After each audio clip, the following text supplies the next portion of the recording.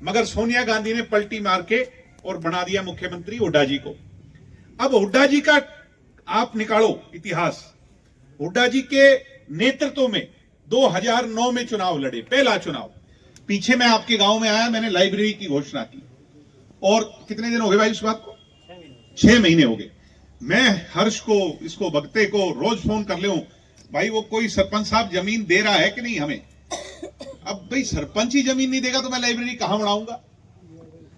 आपकी महिलाओं को भी 2100 का वचन दिया था इनने, किसी के आए 2100, कोई एक आधा के घर में आए उनके भी 1100 कर दिए। यूं ही घटाते रहोगे तो ये भी नहीं मिलने। सोचने की बात है। आपके बीच में पिछले कुछ समय में ये दूसरी बार आना हुआ है, और ये बहुत बड़ा गांव है। इस गांव की पहचान आज राष्ट्रीय स्तर पर नहीं है, अंतर्राष्ट्रीय स्तर पर है। जो चीफ जस्टिस ऑफ इंडिया जिस गांव से हो, ये तो हमारी शान की बात है। हमारा सिरमौर गांव है। मैं इस गांव के लोगों को सलाम करता हूं। सम्मानित साथियों, आदरणीय बुजुर्गों, आज आपके बीच में 13 मार्च को डॉक्टर अजय सिंह चौटाला जी के 65वें जन्मदिवस के शुभ उपलक्ष्य पर होने वाली रैली हांसी में हो रही है। हांसी आपका नया जिला है, और जिला मुख्यालय पे होने वाली ये पहली बड़ी रैली है। उसका न्योता, उसका निमंत्रण लेकर के मैं मेरे गांव में आया हूं, और मुझे पूरी उम्मीद है, यकीन है, भरोसा है। भक्ता जी, हर्ष जी, आप सारे लोग बैठे। जितेंद्र जी कहां गया? हाँ जी। और भाई ये तुम सारे नौजवान, ये फोन ने छोड़ दे 2 मिनट, मेरी वाली बात सुन। ये अब आप नौज यूथ की ब्रिगेड की जिम्मेवारी है कि गांव में से कम 300-400 आदमी निकालोगे कि नहीं। रैली कामयाब तब होगी जब पेटवाट वाले वहां होंगे ज्यादा बड़ी संख्या में, मैं तब मानूंगा। और मुझे पूरा भरोसा है, आओगे कि नहीं? आप सारे आओगे? सारे चलो जरूर पहुंच के। हाँ जी, ये बात आपने बहुत बढ़िया करी। एक बार जोरदार तालियां बजाओ आपके हौसले के लिए। आज क्यों आवश्यकता है हमें दोबारा लामबंद होने की? आवश्यकता इसलिए है क्योंकि बीजेपी की जो नाकारा जन विरोधी नीतियां हैं, चौधरी देवीलाल जी जिन्होंने 100 रुपए बुढ़ापा पेंशन, विकलांग और विधवा पेंशन शुरू की, उस पर इन्होंने रोक लगाई। ये गलत फैसला है कि नहीं है? सब लोग आज गांव में जन जन ये कह रहा है कि बुढ़ापा पेंशन पर रोक नहीं लगनी चाहिए। ये बीजेपी की नकारा नीति है। आपकी महिलाओं को भी 2100 का वचन दिया था इनने, किसी के आए 2100, कोई एक आधा के घर में आए उनके भी 1100 कर दिए। यूं ही घटाते रहोगे तो ये भी नहीं मिलने। सोचने की बात है। ऐसे ही भाई मेरी उम्र वाले जो खड़े हो, HTET, HPSC, हर जगह घोटाला। और तो और बेरोजगारी इतनी ज्यादा है कि हमारे बच्चों को मजबूर होना पड़ रहा है, विदेश जाना पड़ रहा है। ये कह रहे हैं ना कि क्राइम बहुत बढ़ गया। क्राइम इसलिए बढ़ गया क्योंकि बेरोजगारी बढ़ गई। ये भी सोचने की बात है। सम्मानित साथियों, आज पीले कार्ड काट दिए, PPP, परिवार पहचान पत्र, इतने पत्र थमा दिए हमारे हाथ में, उनमें उलझा दिया इन लोगों ने हमें। उनसे ही हम बाहर नहीं आ पा रहे। इस बीजेपी की नाकारा नीति के खिलाफ पीछे आपने कांग्रेस को खूब वोट दिए। हमारे भाई को गांव से आपने MLA भी बनाया, अच्छी बात है। मगर कांग्रेस के आप इतिहास उठाओ। चौधरी भजनलाल जी होते थे 2005 में, जब चौटाला साहब का राज गया तो 67 MLA जिताए। चौधरी भजनलाल के नाम पे जीते थे, हुड्डा जी के नाम पे नहीं जीते थे। गलत तो नहीं कह रहा, आप पीछे गांव के बैठे हो। तो उस समय इनका ठंडा राज आया, मगर सोनिया गांधी ने पलटी मार के और बना दिया मुख्यमंत्री हुड्डा जी को। अब हुड्डा जी का आप निकालो इतिहास। हुड्डा जी के नेतृत्व में 2009 में चुनाव लड़े, पहला चुनाव। कांग्रेस पार्टी बहुमत ला पाई भाई, 40 ही आए, 5 तो जोड़ तोड़ के काम चलाया। फिर हुड्डा जी के नाम पे फिर दाव लगाया 2014 में। कितने आए भाई? 15 आए, यानी जमानत सी जब्त हो गई कांग्रेस की। फिर हुड्डा जी के नाम पे फिर दाव लगाया 19 में। कितने आए? 31 आए, फिर भी नहीं बात बनी। और 5वीं बार हुड्डा जी के नाम पे 2024 में दाव था।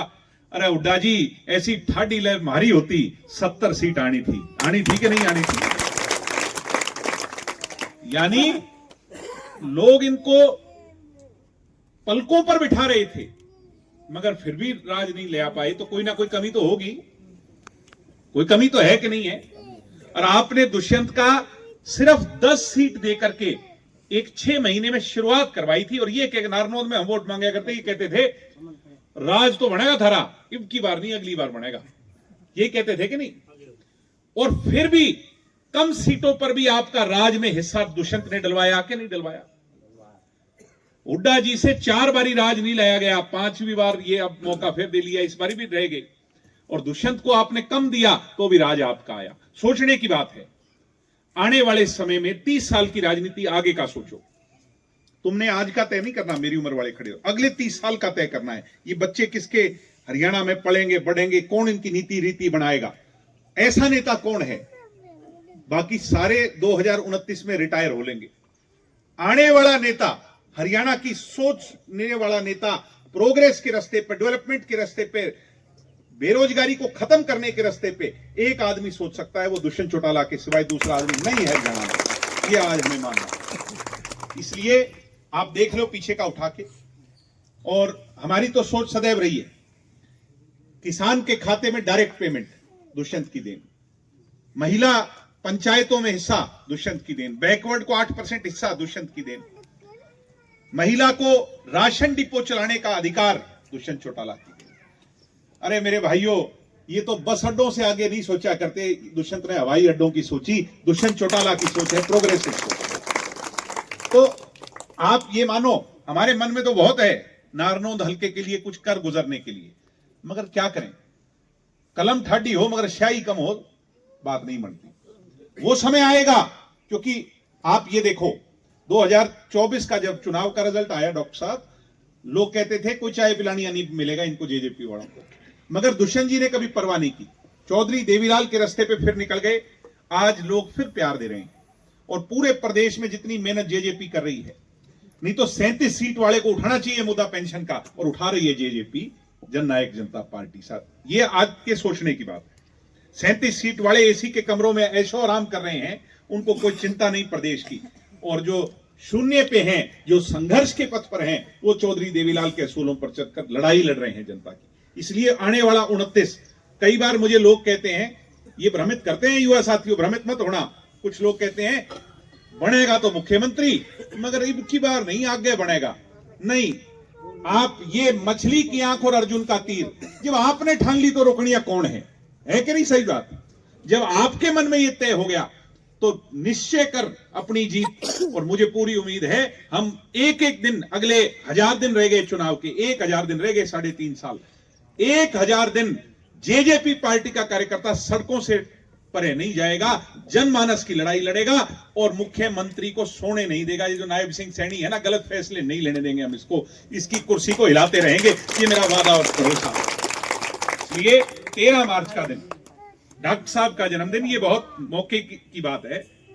ऐसे पर आपको मैं बुलाने आया हूं, सारे आओगे, सारे पहुंच के उस रैली को कामयाब करना। एक बात और कहनी भूल गया, पीछे मैं आपके गांव में आया, मैंने लाइब्रेरी की घोषणा की, और कितने दिन हो गए भाई उस बात को, 6 महीने हो गए।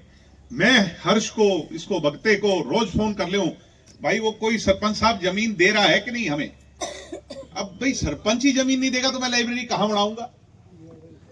आपकी बात, मेरी बात गलत तो नहीं है, गांव वाले सारे खड़े हो। इसलिए वो कह रहे हैं भाई सरपंच साहब रणजीत दादाजी के खास हैं, तो मैं रणजीत दादाजी से बात करूंगा आज तुम्हारे सामने बैठ के। भाई सरपंच साहब, हमारे से तेरे को इस लाइब्रेरी बनाने में क्या दिक्कत है, कमरा दो हमें, अगर कमरा नहीं तो जगह दो जहां हम लाइब्रेरी बनाएं, जो हमने घोषणा की थी। नहीं तो कल को ये पेटवाड़ वाले मेरे कान पकड़ेंगे। मैं आपको यही कहने के लिए आज खड़ा, ये भी बात थी मेरे मन में भाई, उससे फिर सरपंच साहब से मेरी गुजारिश है, भाई जगह दो, जगह पंचायत की जमीन पे ही लाइब्रेरी बन सकती है, कोई अपने घर में क्यों बनवाएगा लाइब्रेरी। इसलिए आपसे मेरी ये खुली तौर पर आज सारी पंचायत गाम यहाँ पर है, 36 बिरादरी के लोग हैं, जगह का प्रावधान दो। मैं तो लाइब्रेरी तीसरे दिन काम शुरू करवा दूंगा जब आप मुझे जमीन दे दो। इसलिए इसके लिए फिर से प्रधान जी, अपने है ना रविदास मंदिर में एक लाइब्रेरी चल रही है बी आर हाँ जी, अम्बेडकर हाँ के जी, नाम से। हाँ जी, हाँ जी। अगर उसको थोड़ा अपग्रेड कर सको तो। हाँ, जब ये नहीं देंगे उसको अपग्रेड करेंगे, फिर और क्या करेंगे, उसको भी करेंगे। हाँ। उसके अंदर भी कोई कंप्यूटर की और व्यवस्था हाँ, होगी। वो एक चक्कर मार लियो। बाबा साहब की सोच का ही ये मिशन था, भाई मंदिर और मस्जिद और गुरुद्वारे से ज्यादा लाइब्रेरी की आवश्यकता है, कलम की आवश्यकता है। बच्चे पढ़ेंगे। आप देखो, आपके पढ़ाई लिखाई का तो काम है जो आज सारे देश में नाम पूजन आपका जो याद कर रहे हैं लोग। जो चीफ जस्टिस बने पढ़ाई की वजह से ही तो बने। तो इसलिए सरपंच साहब ये रोक ना लगाओ, हम तो बच्चों को और शिक्षित करना चाहते हैं, उन्हें आगे बढ़ाना चाहते हैं, यही कहने के लिए खड़ा हुआ था। रैली में जरूर आइयो। बहुत बहुत धन्यवाद। जय हिंद, जय भारत, जय चौधरी।